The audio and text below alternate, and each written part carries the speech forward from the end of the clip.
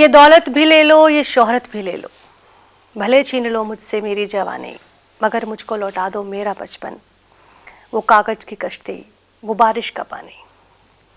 बिल्कुल इसी तरह से अपने बचपन को फिर से याद करते हुए, अपने बचपन में फिर से जाने की चाहत रखते हुए एक ऐसी हस्ती इस वक्त हमारे साथ जुड़ी है जिन्होंने 2 मुल्कों में अपने बचपन को जिया, जिनकी आंखों ने 1947 के दंगे देखे, न सिर्फ देखे, झेले और जिए भी। पीसीएस रिटायर्ड ऑफिसर हैं इस वक्त हमारे साथ पद्मिनी आहलूवालिया जी। आइए हम जानते हैं उनका वो दर्द, वो दुख जिन्हें हमने किताबों में तो पढ़ा है, उस वक्त के साहित्यकारों ने तो हमें बखूबी बताया है, लेकिन 98 साल की पद्मिनी आहलूवालिया अपनी जुबान से उस दर्द को बयान करेंगी, अपने घर की यादों को ताज़ा करेंगी, किस तरह से उन्होंने अपना घर छोड़ा और उस वक्त के क्या हालात रहे, कितनी कत्लो गैरत, सब उनके जहन में इस तरह से समाया हुआ है कि सबके सुनने के बाद रोंगटे खड़े हो जाएं। सबसे पहले हम उनका स्वागत करते हैं न्यूज़ 9 पंजाब पर। पद्मिनी जी, बहुत बहुत स्वागत है आपका हमारे इस चैनल पर। पहले लाहौर में रहते थे और वहाँ का वातावरण जलूस आदि का हुआ करता था। छोटे बड़े से लेकर सब जलूस में जाते थे और नारा लगाते थे, आज़ादी लेके रहेंगे, दूर हटो ये दुनिया वालों, हिंदुस्तान हमारा है, ऐसा कहा करते थे। और पुलिस लाठी चार्ज करते थे, कोई 6 साल का बच्चा, कोई 10 साल का, सबके ऊपर लाठी बरसा देते थे। तो ऐसा माहौल था। और रात को भी कभी कोई कह देते थे कि यहाँ पे टेररिस्ट आ गए, कोई लोग आ गए हमारे मोहल्ले वालों को मारने के लिए, तो सब खड़े हो जाते थे अपनी अपनी लाठी, अपनी अपनी बंदूक लेकर। तो ऐसा माहौल था लाहौर में। जब फिर एक दिन हमारा कोई रिश्तेदार 8 अगस्त को एक मिलिट्री की ट्रक लेके आया और हमको सारे 5 सिस्टर्स, फादर, मदर और थोड़ा सा सामान, 2 कपड़े, हमको लाहौर रेलवे स्टेशन पे छोड़ा है कि आप हिंदुस्तान में चले जाइए, क्योंकि ये लाहौर जो है ये पाकिस्तान में आने वाला है। तो हम उधर गए, अपने मामा जी के घर चले आए जलंधर में। वहाँ पर भी मार काट का ही सिलसिला चल रहा था जलंधर में। तो विजय, आपको सबसे पहले किन्होंने, आप उस वक्त क्या कर रहे थे आप उस वक्त जब आपको ये सुनने में आया कि अब आपको अपना मुल्क छोड़ना है और किसी बेगाने मुल्क में जाना है जहां आपका अपना कोई नहीं है? तो वहाँ पे तो हम उस वक्त कौन साल के थे, तो हमको कोई लंबी चौड़ी बात याद नहीं है।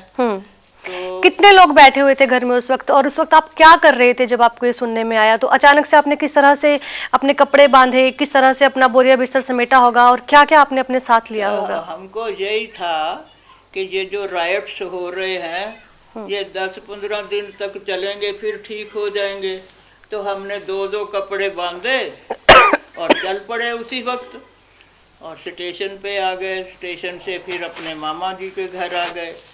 लेकिन जब 15 अगस्त हुआ तो फिर हम वापस नहीं जा सके, क्योंकि अब पासपोर्ट सिस्टम शुरू हो गया था और हिंदू लोगों को उधर जाने नहीं देते थे। हिंदू सारे इधर भागे आ रहे थे और लंबे लंबे काफिले मुसलमानों के उधर पाकिस्तान जा रहे थे। तो एक बुढ़िया अपने गधे से उतरी और कहा, हमको पानी दो। पानी हमने पिला दिया जलंधर में। फिर उसने कहा, वे जिन्या तेरे मुंह च फोड़ा, सानू घर तो कढ़िया। क्योंकि बड़ा लंबा 2-3 लाख का काफिला चला जा रहा था। न रास्ते में उनको पानी, ना भूख के लिए रोटी, कुछ भी नहीं था। अगर आदमी को किराए का एक घर भी छोड़ना पड़े उसमें भी उसे बहुत तकलीफ होती है, और यहाँ तो मुल्क छोड़ना पड़ रहा था, वो भी बिना अपनी मर्जी के। वहां पर मोहम्मद जिन्ना को लोग गालियां दे रहे हैं, जैसा कि अभी बीजी ने बताया भी। यहाँ पे आने के बाद सरकार से आपको कोई दिक्कत हुई? क्योंकि आप ऐसी जगह आए थे जहां पर आपका स्वागत करने वाला अपना कोई नहीं था, आप अपने लोगों को पीछे छोड़कर आ रहे थे, या फिर सब साथ आ गए थे आप लोग? नहीं, सब से इकट्ठे नहीं आए, हम तो अकेले आए थे, अपना सारा का सारा परिवार साथ में था। हमारा भाई तो चला गया शिमला अपने ससुर के घर, और उसके पास उस समय 4 बच्चे थे। हमारी एक बहन शादीशुदा थी, बाकी 5 बहनें हम थे। एक मदर फादर थे, सब वो रेलवे स्टेशन से आके मामा जी के घर बैठ गए, तो उधर तो हमको सारी सहूलत थी। लेकिन 1 महीने के बाद जब उन्होंने कहा आप भी किसी मुसलमान के घर में बैठ जाओ, तो फिर हमारे पास तो पैसे नहीं थे। तो पैसे ना होने की वजह से हम दूसरे घर में बैठ तो गए, लेकिन खाएं पिए क्या। एक दिन हम 3 दिन से भूखे थे, पानी पी के सो जाते थे। लेकिन चौथे दिन हमारी माँ ने कहा हम गांव के रहने वाले हैं, बाहर जाके देखते हैं कि क्या क्या चीज़ है हमारे खाने के लिए। जब हम बाहर निकले तो उधर चौलाई उग रही थी, पखड़ा उग रहा था, बथुआ उग रहा था, और मैनी उग रही थी। ये सब साग की चीज़ें हैं।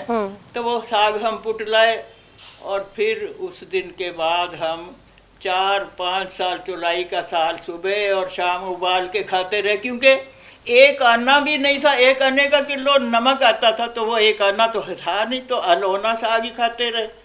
तो पर हमने अपनी पढ़ाई नहीं छोड़ी।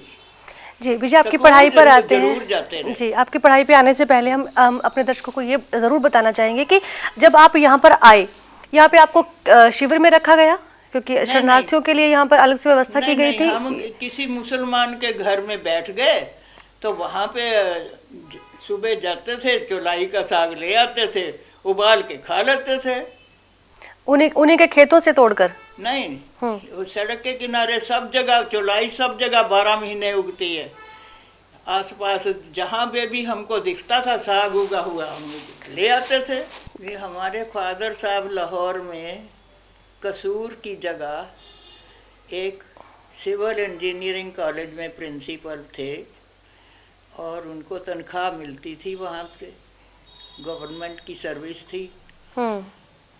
तो हमारे घर में गऊएं भैंसें थी, दूध बहुत था, खाने पीने की चीज़ें हर एक चीज़ थी, फ्रूट वगैरह सब कुछ थे। कौन सा वो आपका कोई जो प्रॉपर लोकेशन थी आपकी, कौन सा गांव था, कौन सा? चबच्चा साहब, धर्मपुरे के पास मुगलपुरा स्टेशन लगता था जी। तो हमारा घर हम इस एल्बम में से दिखा देते हैं कि हमारा घर 47 कमरे का बहुत बड़ा घर था। उसमें श्री कृष्ण की सफदर्शन चक्कर वाली फोटो लगी हुई थी, ऊपर में मंदिर बना हुआ था। तो वहाँ पे हम खेला करते थे, लुकन मीटी के लिए छुप जाते थे, तो दूसरे को कितने ही कमरों में जाकर हमको ढूंढना पड़ता था। इतना बड़ा घर था कि 47 कमरे, ये लोग बता रहे हैं कि इतने बड़े घर में जहाँ ये लुकन छुपे का खेल खेलते थे, वहाँ पे इनको ढूंढना भी मुश्किल था। और उस दौर में वो अपने मुल्क को छोड़कर अचानक से हिंदुस्तान। हाँ जी, साडा सब तो बड़ा भरा जगमोहन सिंह MBBS ਦੇ 3rd ईयर ਚ ਪੜਦਾ ਹੁੰਦਾ ਸੀ, ਪਰ ਉਸ ਦੀ 25 ਸਾਲ ਦੀ ਉਮਰ ਵਿੱਚ ਕਿਸੇ ਬਿਮਾਰੀ ਦੇ ਕਾਰਨ ਮ੍ਰਿਤੂ ਹੋ ਚੁੱਕੀ ਸੀ ਪਾਕਿਸਤਾਨ ਬਣਨ ਤੋਂ ਪਹਿਲੇ। ਦੂਸਰਾ ਭਾਈ ਮਕੈਨੀਕਲ ਇੰਜੀਨੀਅਰ ਸੀ, ਉਹ ਸ਼ਾਦੀशुदा ਸੀ, ਉਹਦੇ 4 ਬੱਚੇ ਸੀ ਉਸ ਵੇਲੇ। ਤੀਸਰਾ ਜਿਹੜਾ ਭਾਈ ਸੀਗਾ ਸਿਵਲ ਇੰਜੀਨੀਅਰਿੰਗ रुड़की कॉलेज तो करके आया सी, लेकिन साड़ी बदकिस्मती ऐसी हुई कि उसनू जब 26वां साल चढ़िया 1944 विच उसकी डेथ हो गई। हुण साडे कोल एक भाई बचिया और 6 बहनें, और सब सारिया बहना ग्रैजुएट सी। मैं इत्थे आके MA कर लिता। जब आप वहाँ से आए, आप कौन सी क्लास में पढ़ रहे थे उस वक्त? वहाँ पे हमने 8वीं क्लास पास की, और फिर राइट्स की वजह से हम स्कूल ही नहीं जा सके, तो उसके 2-3 महीने बाद पाकिस्तान बन गया। फिर हमको इधर आना पड़ा, जालंधर। आपने बताया था कि आप अपनी माँ के साथ यहाँ पे आए, आपके पिताजी कह रहे थे कि हम घर नहीं छोड़ेंगे, वो नहीं आना चाहते थे। लेकिन फिर उनको भी छोड़ना ही पड़ा, फिर वो आ गए। साडा दादी तो साडे नाल रहिंदे सी, पर साडे जिहड़े चाचा जी सी ਉਹ ਸ਼ਾਹੂ ਦੀ ਗੜੀ ਲਾਹੌਰ ਵਿੱਚ ਰਹਿੰਦੇ ਸੀਗੇ। ਉਹ ਅਲੱਗ ਘਰ 'ਚ ਰਹਿੰਦੇ ਸੀ, ਅਸੀਂ ਆਪਣੇ ਅਲੱਗ ਘਰ 'ਚ ਰਹਿੰਦੇ ਸੀ। ਬਚਪਨ ਵਿੱਚ ਸਾਡਾ ਮਹੱਲਾ ਬੜਾ ਅੱਛਾ ਸੀ। ਚਬੱਚਾ ਸਾਹਿਬ, ਉੱਥੇ ਛੋਟੇ ਛੋਟੇ ਬੱਚੇ ਅਸੀਂ ਸਭ ਖੇਲਦੇ ਰਹਿੰਦੇ ਸੀਗੇ। ਔਰ ਸਾਹਮਣੇ ਸਾਡੇ ਨਹਿਰ ਚੱਲਦੀ ਸੀ, ਅੱਪਰ ਬਾਰੀ ਦੁਆਬ, ਔਰ ਉਸ ਦੇ ਵਿੱਚ ਸਭ ਲੋਕ ਨਹਾਉਂਦੇ ਸੀ। ਔਰ ਦੀਵਾਲੀ ਦੇ ਟਾਈਮ ਤੇ सब नहर के किनारे बैठते सी और सब अपने अपने घर बत्तियां जला के बहुत खुशी मनाते सी। बहुत ही अच्छा मोहल्ला सी साडा उत्थे।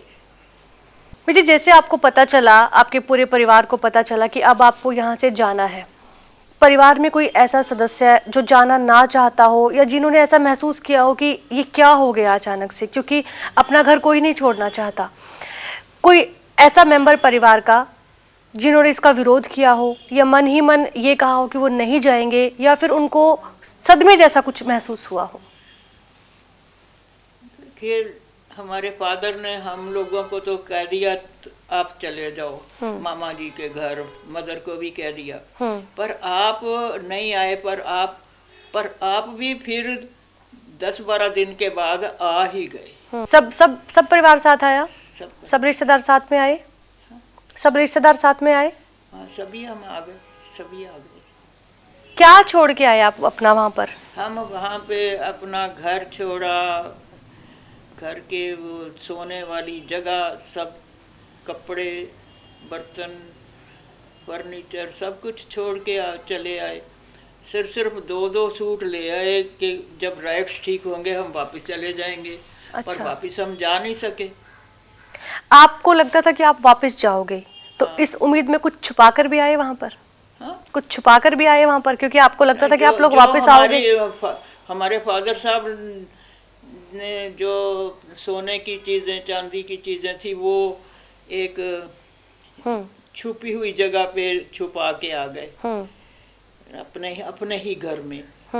लेकिन बाद में जब चिट्ठी से अपने दोस्त को पूछा हमारे घर का क्या हाल है, ठीक ठाक इंटैक्ट है, तो उसने कहा सब ताले टूटे हुए हैं और सब आपकी चीजें लोग चुरा के ले गए।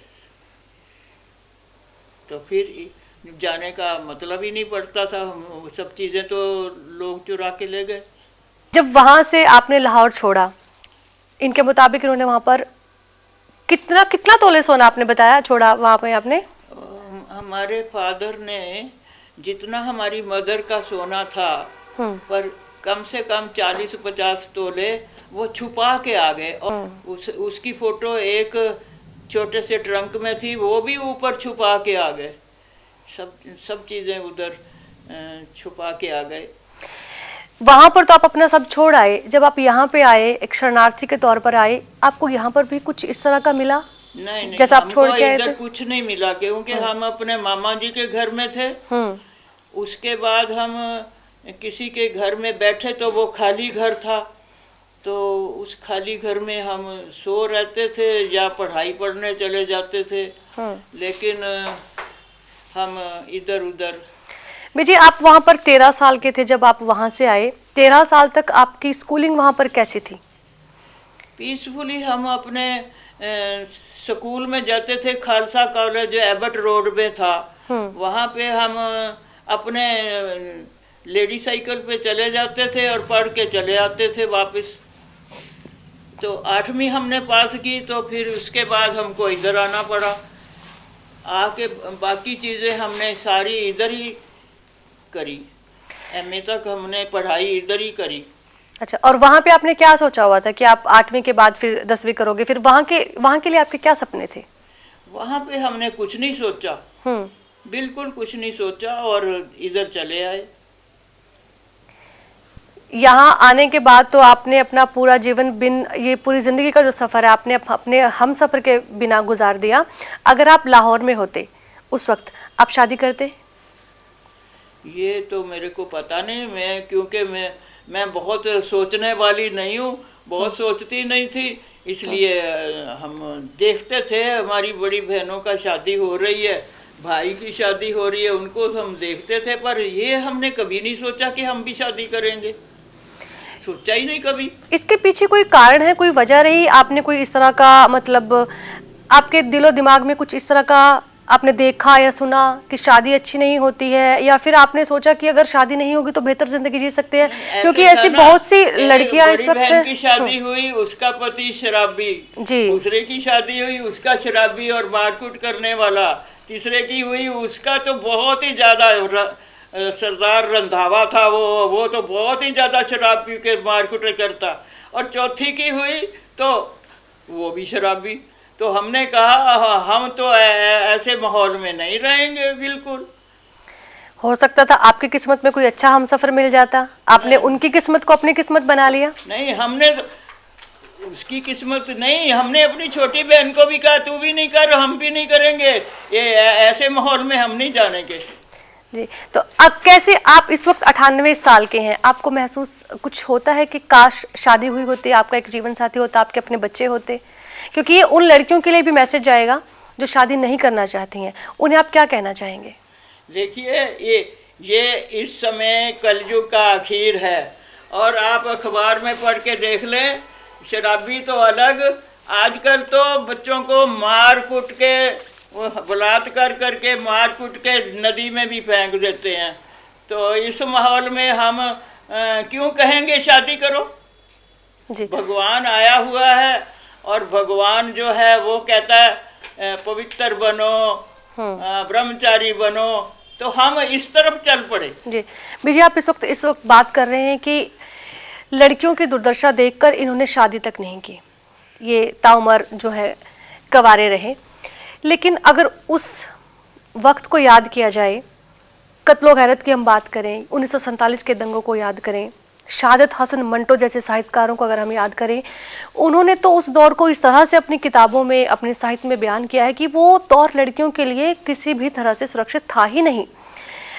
आप उस वक्त 13 साल के थे जिस वक्त यहाँ पर आए, आपके साथ कोई इस तरह का हादसा हुआ जो आप लोगों को बताना चाहें? क्योंकि आपने देखा होगा कि उस वक्त लड़कियों के साथ क्या क्या था। अभी तो आपने सिर्फ वो बातें बताई जो उनके ही परिवार वालों ने उनके साथ इस तरह से किया और आपने इतना बड़ा फैसला ले लिया, लेकिन पूरे देश में इस तरह की चीजें हो रही थी, दो मुल्क जब इधर से उधर हो रहे थे, तो लड़कियों के साथ जो जो हुआ आपने अपनी आंखों से देखा होगा, कुछ सुना होगा, उसके बारे में कुछ बताइए।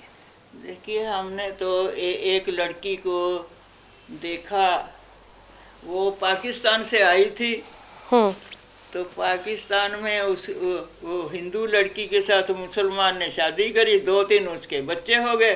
वो फिर 5-6 साल बाद अपने माँ बाप को इधर मिलने आई, तो वो कहती है पाकिस्तान का बुरा हाल है, हमारे साथ भी बहुत दुर्व्यवहार हुआ। तो वो फिर गई नहीं, पाकिस्तान दोबारा गई नहीं। मैंने कहा आपको अपने बच्चे नहीं याद आते? कहती बच्चे जबरदस्ती बच्चे किए तो हम क्यों उनको याद करें, आप ही उसका बाप संभाले। कितनी उम्र में अपने बच्चों को छोड़कर वो यहाँ आए? वो तो कोई 30-32 साल की थी, पाकिस्तान से आई थी। तो यहाँ आपके साथ रहे वो?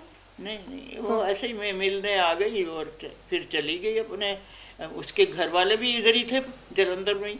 अच्छा, कोई आपकी ऐसी सहेली, कोई ऐसी दोस्त, कोई ऐसी जानकार, कोई ऐसी दास्तान किसी लड़की के साथ जो हुई हो और आप इस वक्त अपनी जुबानी लोगों को बताना चाहें?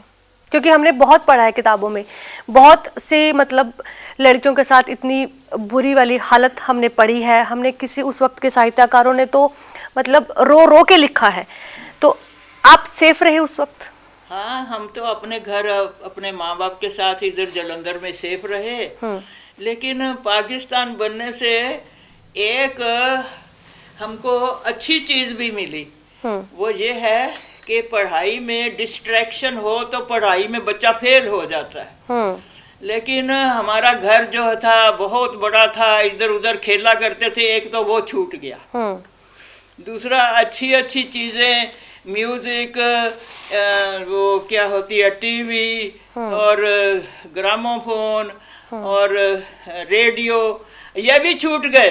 तो इनके छूटने से हमारे पास क्या रह गया, किताबें रह गई पढ़ने के लिए। डिस्ट्रैक्शन जो थी, हमारा दिमाग इधर उधर हिलाने की वजह हम एक ही जगह पे फोकस करके बैठ गए। ये चीज हमको बहुत अच्छी लगी। बिल्कुल, जिंदगी दोबारा से ली पर आई किताबों की वजह से। हाँ। और फिर आप पीसीएस की तरफ किस तरह से चले गए?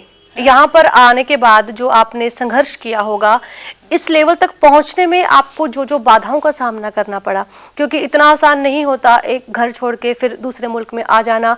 फिर अपनी, जैसे आपने कहा कि सिर्फ किताबें ही हमारे पास रह गई थी। हाँ। उन किताबों के कपड़े भी नहीं रहे, कुछ भी नहीं रहा। तो उन किताबों के जरिए आप यहाँ तक पहुंची।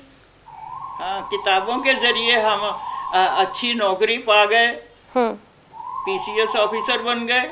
यहाँ पर आने के बाद स्कूल जब आपने स्टार्ट किया, उस वक्त कोई दिक्कत आई? स्कूल में तो हमारी फीस नहीं लगती थी। अच्छा। ना हमारी किताबें, ना हमारी कापियां, ना पेंसिल, ना कलम, कुछ भी नहीं था। जाते जरूर थे, पढ़ते जरूर थे, इम्तिहान भी देते थे, लेकिन हमारे पास था तो कुछ भी नहीं 9वीं 10वीं में। फिर यहाँ पे आपने गुजारा कैसे किया? गुजारा कैसे होना शुरू हुआ? कहाँ से इनकम? तो ऐसे शुरू हुआ, हमारी माँ थी गांव की, उसको जो जड़ी बूटियों का बड़ा ज्ञान था।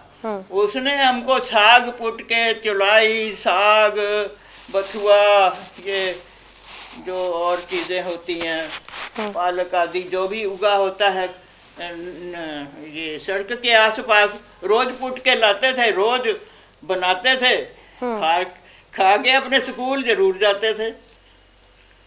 ये चीज थी। और आप लोग एक दिन अलोना साग खाओगे, दूसरे दिन नहीं खाओगे, लेकिन हमको फोर्सफुली खाना ही पड़ा, तो हम क्या करें। फिर आपको अपना वो पुराना सब याद आया होगा, वो आलिशान। जब हमारा बाप बहुत फ्रूट बहुत लाते थे, सब्जियां बहुत लाते थे, हमारा टांगा था, उस पे हम चढ़ के स्कूल जाते थे। एक हमारी फिटन थी, तो फिटन पे भी जाते थे।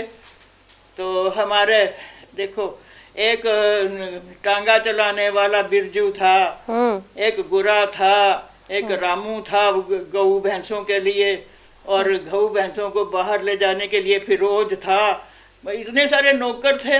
इधर हमको कुछ भी नहीं मिला, खाने को भी नहीं मिला, तो क्या करें। हम हिंदुस्तानियों को गाली निकाले। हिंदुस्तानियों ने हमको एक चुटकी नमक तक नहीं दिया साग में डालने के लिए, तो हम क्या रोते। ऐसे ही हम बड़े हो गए। विजय, आपने बताया था कि आपकी जो एक बहन थी, बड़ी बहन थी, वो कहती थी कि इनको पढ़ाना भी नहीं है, खर्चा हो रहा है ना। वो आपकी पढ़ाई पर भी ऐतराज जताते थे। खर्चा नहीं हो रहा, कहते ये मक्खन, दूध, दही कुछ भी नहीं खाते, सारा टब्बर तो भूखा रहता है, तो इनको स्कूल भेजोगे तो ये तो बीमारी हो जाएंगी। तो हमने कहा भाई ये बहन तो हमारी जो है ना, ये अच्छी नहीं है, स्कूल नहीं जाने देती। हमारे फादर जब बाहर गए ना, हमने कहा अपनी छोटी बहन को, चलो हम इस बहन को डराते हैं। अच्छा। जब हमारे बाप बाहर जाएगा ना, हम तेरे को मारेंगे अगर ये बात बोली कि स्कूल नहीं भेजना, तो फिर वो डर गई। तो मतलब आपके जीवन में सबसे बड़ी बाधा आपकी बहन बनी हुई थी। अपनी बहन को पीट कर फिर स्कूल गए हो आप? नहीं, पीट के नहीं गए, सिर्फ डरावा दिया। अगर तुमने हमारे बाप को कहा ना इनको पढ़ाना नहीं है, तो हम तेरे को बाप के बाहर जाते ही पीटेंगे। हाँ, हमारे फादर ने बड़ी जद्दोजहद की, बड़ी जबरदस्त जद्दोजहद की। डीसी ऑफिस में कहते थे कि हमारे को कोई सूटेबल जॉब दे दो, क्योंकि हमारी उम्र इस समय 55 साल की नहीं हुई है। हमारे को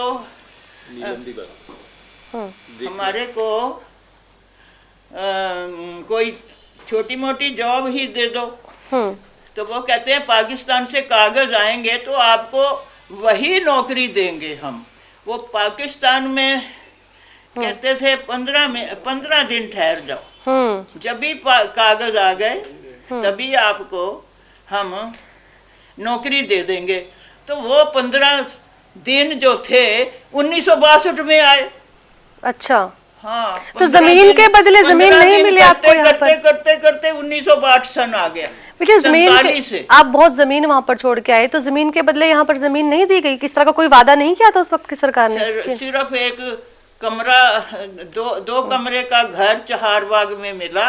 हम उसी में बैठ के पढ़ाई करते रहे, उसी में बैठ के नौकरी करते रहे। हमारी बड़ी बहन का जब 1951 में नौकरी लगी तो फिर हम इतना सारा आटा, इतना सारा घी, इतना सारा लून मिर्च लेके आए और हम बड़े खुश कि अब हम फिर से रोटी खाया करेंगे। आपकी बहन की नौकरी लगी? बहन की नौकरी। इससे पहले आपके पिताजी, आपके चाचा जी, घर में कमाने वाले और कौन लोग थे उनके अलावा?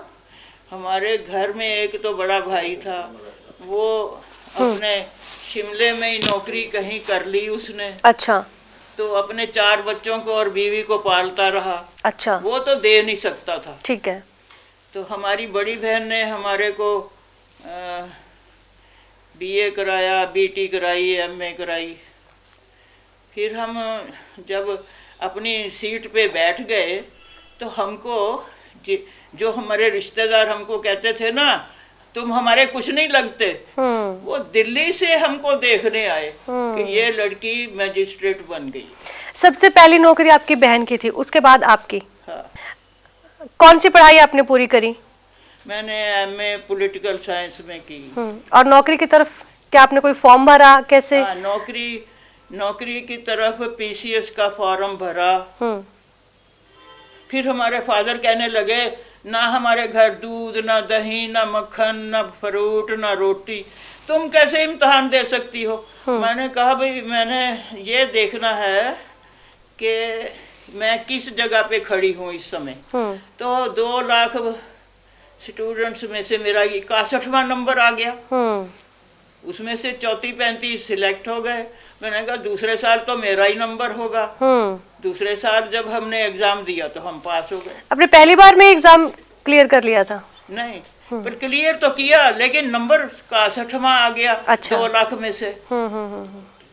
तो फिर 34 बंदे तो सिलेक्ट हो गए। तो मैंने कहा दूसरे साल तो हम ही सिलेक्ट होंगे ना। ठीक है। तो फिर हम सिलेक्ट हो गए दूसरे साल। पर पढ़ाई तो करनी पड़ी ना, दब के करनी पड़ी, तपस्या। तो हमने ये 2 चीजें सीख ली, तपस्या और सेल्फ सेक्रीफाइस। तो हम सिलेक्ट हो गए। पीसीएस विच पहले था मैजिस्ट्रेट कम सब जज की पोस्ट मिली 2-3 साल। उस तो बाद 1966 विच एग्जैक्टिव और जुडिशरी सैपरेट हो गई। तो जुडिशरी विच सब लोग चले गए, मैनू एग्जैक्टिव दे विच ट्रांसफर कर दिता। अच्छा। 1966 तो बाद जब जुडिशरी और एग्जैक्टिव अलग अलग किए गए। तो उस तो बाद मेरे पास लैंड एक्विजिशन कलैक्टर दी नौकरी आई, सब रजिस्ट्रार दी नौकरी आई। फिर मैं रिटायर हुई उतों कॉलेज एजुकेशन तो। ਤੁਹਾਨੂੰ ਪਛਤਾਵਾ ਹੋਵੇ ਕਿ ਨਹੀਂ ਇਹ ਨਹੀਂ ਹੋਣਾ ਚਾਹੀਦਾ ਸੀਗਾ ਉਸ ਵੇਲੇ, ਕੁਝ ਇਸ ਤਰ੍ਹਾਂ ਦਾ ਕੋਈ ਯਾਦ ਹੈ? नहीं, इस तरह का कोई याद नहीं। ਲੱਗਦਾ ਕਿ ਨਹੀਂ ਇਹ ਨਹੀਂ ਹੋਣਾ ਚਾਹੀਦਾ ਸੀਗਾ ਉਸ ਤੋਂ ਬਾਅਦ? हाँ, एक जगह ते मैनू इनक्वायरी वास्ते भेजिया। उस जगह विच पिंड विच जाके पुलिस वालियां ने छत पाड़ के लकड़ दी पौड़ी लगा के वो बच्चे, बीवी, मर्दा सारियां नू कुट सिटिया पुलिस वालियां ने। और उन्हां दियां इट्टां दूर छप्पड़ विच सुटवा दित्तियां विलेजर्स नू लगा के। लेकिन मैनू ये गल बहुत बुरी लगी, क्योंकि स्टेट जिहड़ी है ये एग्जिस्ट करती है लाइफ और प्रॉपर्टी नू बचाने वास्ते। और इस केस विच दोनों चीज़ां नहीं सी। इस करके डीसी नू जद मैं ये रिपोर्ट दित्ती तो डीसी ने सब तो पहले एसपी नू ट्रांसफर करवा दिता। अच्छा। हाँ। ਮੈਂ ਤੁਹਾਡੀਆਂ ਫੋਟੋਆਂ ਦੇਖਿਆ ਜਿਹਦੇ ਵਿੱਚ ਤੁਸੀਂ ਘੁੜਸਵਾਰੀ ਵੀ ਕਰ ਰਹੇ ਹੋ, ਤੁਹਾਡੇ ਹੱਥ ਦੇ ਵਿੱਚ ਇੱਕ ਰਿਵਾਲਵਰ ਵੀ ਹੈ। ਇੱਕ ਤਸਵੀਰ ਮੈਂ ਤੁਹਾਡੀ ਦੇਖੀ ਜਿਹਦੇ ਵਿੱਚ ਤੁਸੀਂ ਪੁਲਿਸ ਨੂੰ ਕੁਝ ਸਪੀਚ ਦੇ ਰਹੇ ਹੋ। ਤਸਵੀਰਾਂ ਝੂਠ ਨਹੀਂ ਬੋਲਦੀਆਂ, ਤੇ ਉਸ ਦੇ ਪਿੱਛੇ ਦਾ ਸੱਚ ਕੀ ਹੈ? ਉਹ ਇਸ ਤਰ੍ਹਾਂ ਹੈਗਾ ਬਈ ਮੈਜਿਸਟ੍ਰੇਟ ਨੂੰ ਸਭ ਤਰ੍ਹਾਂ ਦੀ ਟ੍ਰੇਨਿੰਗ ਦਿੱਤੀ ਜਾਂਦੀ ਹੈ ਕਿ ਪੁਲਿਸ ਨੂੰ ਕਿਸ ਤਰ੍ਹਾਂ ਹਿਦਾਇਤਾਂ ਦਿੱਤੀਆਂ ਜਾਣ, ਪੁਲਿਸ ਕਿਸ ਤਰ੍ਹਾਂ ਅੱਛਾ ਕੰਮ ਕਰੇ, ਕਿਉਂਕਿ ਪੁਲਿਸ ਜਿਹੜੀ ਹੈ ਉਹ ਅੰਦਰੂਨੀ ਮਿਲਟਰੀ ਹੈਗੀ ਹੈ। ਅੰਦਰ ਸਾਡਾ ਘਰ ਠੀਕ ਠਾਕ ਰਹੇ, ਦੂਸਰਿਆਂ ਦਾ ਘਰ ਵੀ ਠੀਕ ਠਾਕ ਰਹੇ, ਤਾਂ ਉਸ ਵਾਸਤੇ ਪੁਲਿਸ ਲਗਾਈ ਜਾਂਦੀ ਹੈ। ਤੇ ਤੁਸੀਂ ਉਸ ਵੇਲੇ ਇਹ ਵਾਲਾ ਸਪੀਚ ਦੇ ਰਹੇ ਸੀ ਪੁਲਿਸ ਨੂੰ? ਹਾਂ, ਤੁਸੀਂ ਸਪੀਚ ਕਰ ਰਹੇ ਸੀ ਉਸ ਵੇਲੇ? ਹਾਂ, ਸਪੀਚ ਕਰ ਰਹੇ ਸੀਗੇ। ਪੁਲਿਸ ਦੀਆਂ ਅੱਛੀਆਂ ਗੱਲਾਂ ਉਹਨਾਂ ਨੂੰ ਦੱਸੀਆਂ ਜਾ ਰਹੀਆਂ ਸੀ ਜੀ।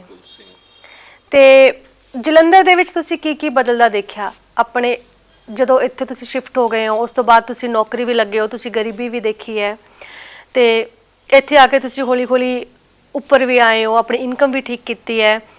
ਉਸ ਤੋਂ ਬਾਅਦ ਤੁਹਾਨੂੰ ਇਸ ਤਰ੍ਹਾਂ ਦਾ ਅਹੁਦਾ ਮਿਲਿਆ ਕਿ ਤੁਸੀਂ ਦੂਜਿਆਂ ਨੂੰ ਵੀ ਸਪੀਚ ਕਰ ਸਕੋ, ਤੇ ਤੁਸੀਂ ਇਸ ਪੂਰੇ ਟਾਈਮ ਨੂੰ ਕਿਸ ਤਰ੍ਹਾਂ ਦੇਖਦੇ ਹੋ? ਘਰ ਵਿੱਚ ਰਹਿੰਦੇ ਲੁਧਿਆਣੇ 'ਚ ਰਹਿੰਦੇ ਇਹ ਦੇਖਿਆ ਕਿ ਲੋਕਾਂ ਨੂੰ ਅੱਛੀਆਂ ਨੌਕਰੀਆਂ ਵੀ ਮਿਲ ਰਹੀਆਂ, ਬਹੁਤ ਸਾਰੀਆਂ ਫੈਕਟਰੀਆਂ ਖੁੱਲ ਰਹੀਆਂ, ਬਹੁਤ ਸਾਰੇ ਲੋਕ ਫੈਕਟਰੀ ਵਿੱਚ ਆਪਣਾ ਕੰਮ ਆਦਿ ਕਰ ਰਹੇ ਆ ਔਰ ਅੱਛੀ ਇਨਕਮ ਕਰ ਰਹੇ ਆ। ਲੁਧਿਆਣੇ ਨੂੰ ਤਾਂ ਕਿਹਾ ਜਾਂਦਾ ਸਾਰੇ ਵਰਲਡ ਦਾ ਹੋਜ਼ਰੀ ਦਾ ਕੇਂਦਰ। ਤੁਸੀਂ ਸ਼ਿਮਲਾ ਤੇ ਜਲੰਧਰ ਦੋ ਹੀ ਥਾਵਾਂ ਤੇ ਰਹੇ ਨਾ ਇੱਥੇ ਆ ਕੇ, ਕਿ ਜਾਂ ਫਿਰ ਕਿਤੇ ਹੋਰ ਵੀ ਗਏ? ਲੁਧਿਆਣਾ, ਜਲੰਧਰ, ਪਟਿਆਲਾ ਔਰ ਗੁਰਦਾਸਪੁਰ ਰਹੇ। ਅੱਛਾ, ਉੱਥੇ ਕੀ ਕਰਦੇ ਰਹੇ ਬੀਜੀ ਤੁਸੀਂ? ਉੱਥੇ ਨੌਕਰੀ ਦੇ ਸਿਲਸਿਲੇ 'ਚ ਬਾਹਰ ਰਹੇ ਜਾਂ ਫਿਰ? ਨੌਕਰੀ ਦੇ ਸਿਲਸਿਲੇ ਬਾਹਰ ਰਹੇ, ਵੈਸੇ ਨਹੀਂ। ਅੱਛਾ, ਤੇ ਨਾਲ ਫੈਮਿਲੀ ਮੈਂਬਰ ਹੁੰਦੇ ਸੀ? ਹਾਂ, ਫੈਮਿਲੀ ਮੈਂਬਰ ਸਾਡੇ ਫਾਦਰ ਸਾਹਿਬ ਨਾਲ ਹੁੰਦੇ ਸੀਗੇ। ਅੱਛਾ, ਕਦੀ ਮਦਰ ਵੀ ਹੁੰਦੇ ਸੀਗੇ। ਠੀਕ ਹੈ। ਫਾਦਰ ਉਸ ਦੌਰਾਨ ਕੀ ਕਰਦੇ ਰਹੇ ਜਦ ਤੁਸੀਂ ਨੌਕਰੀ ਕਰ ਰਹੇ ਸੀ? ਤੁਹਾਡੇ ਸਿਸਟਰ ਨੌਕਰੀ ਕਰ ਰਹੇ ਸੀ? ਹੋ ਗਿਆ ਨਾ 62 ਵਿੱਚ, ਫਿਰ ਉਹਨਾਂ ਨੂੰ ਰਿਟਾਇਰਮੈਂਟ ਦੀ ਪੈਨਸ਼ਨ ਮਿਲ ਗਈ ਤੇ ਨੌਕਰੀ ਨਹੀਂ ਮਿਲੀ। ਨੌਕਰੀ ਦੇ ਦੌਰਾਨ ਤਾਂ ਉਹ 58 ਸਾਲ ਦੇ ਹੋ ਹੀ ਚੁੱਕੇ ਸੀਗੇ ਨਾ। ਉਹ ਕਾਗਜ਼ ਉਡੀਕਦੇ ਉਹ 58 ਸਾਲ ਦੇ ਹੋ ਗਏ ਸੀ। ਅੱਛਾ, ਫਿਰ ਤਾਂ ਬਾਅਦ ਚ ਤਾਂ ਪੈਨਸ਼ਨ ਹੀ ਮਿਲਣੀ ਸੀ। ਅੱਜ ਤੁਹਾਡੇ ਫੈਮਿਲੀ ਮੈਂਬਰ ਕੌਣ ਨੇ ਤੁਹਾਡੇ ਨਾਲ? ਤੁਹਾਡੀ ਸਿਸਟਰ ਜਿਹੜੀ ਤੁਸੀਂ ਦੱਸ ਰਹੇ ਹੋ, ਉਹਨਾਂ ਦੇ ਵਿੱਚੋਂ ਕਿਸੇ ਦੇ ਨਾਲ ਗੱਲਬਾਤ ਹੁੰਦੀ ਹੈ? ਅੱਜ ਕੱਲ ਮੇਰੀ ਸਿਸਟਰ ਦੇ 2 ਬੇਟੇ ਹੈਗੇ ਆ। ਇੱਕ ਤਾਂ ਜਰਨਲਿਸਟ ਹੈਗਾ, ਦੂਸਰਾ ਬਿਜ਼ਨਸਮੈਨ ਹੈਗਾ, ਔਰ ਮੇਰੇ ਭਾਈ ਦੇ 2 ਪੋਤਰੇ ਆ, ਉਹ ਦੋਨੋਂ ਮਰਚੈਂਟ ਨੇਵੀ ਵਿੱਚ ਹੈਗੇ ਆ। ਇੱਕ ਉਹਨਾਂ ਦੀ ਲੜਕੀ ਹੈਗੀ ਆ, ਉਹ ਥੋੜਾ ਨਾ ਅੱਜ ਕੱਲ ਬਿਮਾਰੀ ਵਿੱਚ ਚੱਲ ਰਹੀ ਹੈ। ਸਿਸਟਰਸ ਹੈਗੇ ਤੁਹਾਡੇ ਇਸ ਵੇਲੇ? ਸਿਸਟਰ ਤਾਂ ਗੁਜ਼ਰ ਗਏ, ਸਾਰੇ ਚਲੇ ਗਏ। ਔਰ ਤੋਂ ਆਏ ਹੋਏ ਮੈਂ ਇਸ ਵੇਲੇ ਆਪਣੇ ਖਾਨਦਾਨ ਚੋਂ ਮੈਂ ਅਕੇਲੀ ਹੀ ਹੈਗੀ। ਅੱਛਾ, ਤੇ ਤੁਹਾਡੀ ਤੰਦਰੁਸਤੀ ਦਾ ਰਾਜ ਵੀ ਸਾਡੇ ਦਰਸ਼ਕਾਂ ਨੂੰ ਇੱਕ ਵਾਰ ਦੱਸ ਦਿਓ ਕਿ ਤੁਸੀਂ 98 ਇਅਰਸ 올ਡ ਦੇ ਵਿੱਚ ਇੰਨੇ ਐਕਟਿਵ ਕਿਸ ਤਰ੍ਹਾਂ ਹੋ? ਮੈਂ ਇਸ ਤਰ੍ਹਾਂ ਐਕਟਿਵ ਹਾਂ ਕਿ ਜਦੋਂ ਅਸੀਂ ਨੌਕਰੀ 'ਚ ਆਉਣਾ ਸੀਗਾ, ਉਸ ਤੋਂ ਪਹਿਲੇ ਮੈਂ ਥੋੜੀ ਜਿਹੀ ਮਿਲਟਰੀ ਟ੍ਰੇਨਿੰਗ ਤੇ ਬॉय ਸਕਾਊਟ, ਗਰਲ ਗਾਈਡ ਦੀ ਟ੍ਰੇਨਿੰਗ ਲਈ। ਉਸ ਦੇ ਵਿੱਚ ਸਿਖਾਇਆ ਜਾਂਦਾ ਸੀਗਾ ਕਿ ਬੰਦਾ ਹੱਸਦਾ ਖੇਲਦਾ ਰਵੇ ਤੇ ਉਹਦੀ ਲੰਬੀ ਉਮਰ ਹੁੰਦੀ ਹੈ। ਇਹ hearty hilarious laughter gives you a long life. ਮੈਂ 92 ਪਲੱਸ 6 ਗ੍ਰੇਸ ਈਅਰਸ ਦੀ ਹੈਗੀ ਆ, 98 ਸਾਲ ਦੀ ਆ ਮੈਂ ਆਪਣੇ ਆਪ ਨੂੰ 6 ਸਾਲ ਗ੍ਰੇਸ ਦੇ ਸਾਲ ਦਿੱਤੇ ਆ। ਜਿਵੇਂ ਟੀਚਰ 15 ਨੰਬਰ ਦੇ ਕੇ ਬੱਚੇ ਨੂੰ ਪਾਸ ਕਰਦਾ ਨਾ, ਗ੍ਰੇਸ ਨੰਬਰ ਦੇ ਕੇ, ਉਸੇ ਤਰ੍ਹਾਂ ਮੈਨੇ ਵੀ ਆਪਣੀ ਉਮਰ ਵਿੱਚ 6 ਸਾਲ ਗ੍ਰੇਸ ਦੇ ਜਮਾ ਕੀਤੇ ਹੋਏ ਆ। ਇਹ ਜਮਾ ਕਰਨ ਵਾਲਾ ਕੀ? ਇਹ ਵੀ ਇੱਕ ਹਾਸੇ ਦਾ ਰਾਜ਼ ਹੀ ਹੈ। ਅੱਛਾ, ਤੁਸੀਂ ਆਪਣੇ ਵੱਲੋਂ ਕਿਵੇਂ ਰੱਬ ਤੋਂ ਮੰਗ ਲਏ 6 ਸਾਲ ਐਕਸਟਰਾ ਮੰਗ ਲਏ? ਮੈਂ ਰੱਬ ਤੋਂ ਤਾਂ ਮੈਂ ਮੰਗੇ ਹੋਇਆ 16 ਸਾਲ। ਅੱਛਾ, ਹਾਂ, ਮੈਂ 2040 ਤੋਂ ਬਾਅਦ ਹੀ ਮਰੂੰਗੀ। 2040 ਤੋਂ ਬਾਅਦ ਮਰੋਗੇ ਤੁਸੀਂ? ਹਾਂ, ਮੈਂ ਮੰਗੇ ਹੋਏ ਸਾਲ। ਬੀਜੀ ਇੰਨੇ ਸਾਲ ਦੇ ਤੁਸੀਂ ਹੋ, ਕਿਸੇ ਬਿਮਾਰੀ ਨੇ ਤੁਹਾਨੂੰ ਜਕੜਿਆ? ਮੈਨੂੰ ਹੁਣ ਜਕੜਿਆ ਕੈਂਸਰ ਨੇ, ਪਰ ਉਹ ਵੀ ਮੇਰਾ ਠੀਕ ਹੋ ਰਿਹਾ। ਮੈਂ ਗੋਲੀਆਂ ਖਾ ਰਹੀ ਹਾਂ। ਤੇ ਕੈਂਸਰ ਮੇਰਾ ਠੀਕ ਹੋ ਰਿਹਾ। ਇੰਨੀ ਵੱਡੀ ਬਿਮਾਰੀ ਨੂੰ ਤੁਸੀਂ ਮਾਤ ਦੇ ਰਹੇ ਹੋ, ਹਾਂ, ਇਹਦੇ ਪਿੱਛੇ ਤੁਹਾਡਾ ਹੱਸਣਾ ਹੀ ਹੈ ਜਾਂ ਫਿਰ हंसना कोई- खेलना और अच्छी खुराक खाना चलते चलते और एक खुश खुश रहना चाहिए। बिल्कुल खुश रहना चाहिए बीजी, वो तो मुंह से दिख ही रहा है। चलते चलते हम एक बार आपको ये बता दें कि बीजी मेरे मन में एक सवाल आ रहा है, जैसे अपने आप सिख अपने आप को कह रहे हो लाहौर से आए हुए, अब जैसे होता है ना कि सब सिखन को हुक्म है गुरु मान्यो ग्रंथ, और आप इस वक्त जुड़े हैं शिव बाबा से, ब्रह्म कुमारी सेंटर से आप एक सेंटर चला रहे हैं, आप ब्रह्म कुमारी से जुड़े हैं, इसके पीछे आप इस तरफ कैसे आ गए? आपके परिवार ने आपको रोका नहीं? नहीं, हमारे परिवार वाले तो रोकते हैं, लेकिन हमारा जो दिल है ना वो कहता है कि सारे गुरु ग्रंथ साहब में परमात्मा की महिमा ही महिमा लिखी हुई है। तो अगर वो परमात्मा हमारे साथ बोलता है, हमको नई नई बातें रोज रोज सिखाता है, और वो बिल्कुल मेल करती हैं गुरु ग्रंथ साहब से, तो फिर हम वो क्यों ना सीखें, इसलिए हम ये सेंटर चलाते हैं। अच्छा, अब थोड़ा सेंटर के बारे में भी बता दीजिए कि आप किस तरह से लोगों को गाइड करते हैं और अपने सेंटर में क्या करवाते हैं, और इस वक्त आप अकेले किस तरह से सब मैनेज कर रहे हैं? अकेले नहीं है, हमारे साथ और भी हैं। ये दो तो सामने ही इधर बैठे हुए हैं। सुखदेव भाई तो परमात्मा से मिले भी हुए हैं। अच्छा। हाँ, उनकी बीवी भी बहुत ऊंची ताकत वाली है, लेकिन जो परमात्मा को साथ जो सबसे बड़ी दीदी थी प्रकाश मणि और जानकी दीदी, उनके पास अगर खड़े हो जाओ ना तो सारा दिन खुशी से भरा रहता है। तो हमारा मकसद ये है कि हम खुशी को तो अच्छा समझते ही हैं, अगर कि हम भी वो जानकी दादी की तरह खुशी बांटने वाले बन जाएं, खुशी की मिठाई बांटते रहें, तो ये अच्छी चीज ही है, बुरी थोड़ी है। आपको पाकिस्तान लेके चले, जाना चाहोगे अपने पुराने घर? जरूर जाएंगे, बाबा नानक का घर भी देख के आएंगे, तो चले जाएंगे। सोचा जाने के बारे में? अभी सोचा तो नहीं, अगर कोई हमको ले चले, क्योंकि हम अपने आप जरा धीरे धीरे चलते हैं। ये थोड़ा जो है ना, हमारा जो शरीर है ना, इसकी हड्डियां हैं, अब तेज तेज नहीं चलती जैसे मैं पहले भागा करती थी और रनिंग गेम्स में फर्स्ट आती थी। अब ऐसा तो इस उम्र में हो नहीं सकता, कोई ले चले।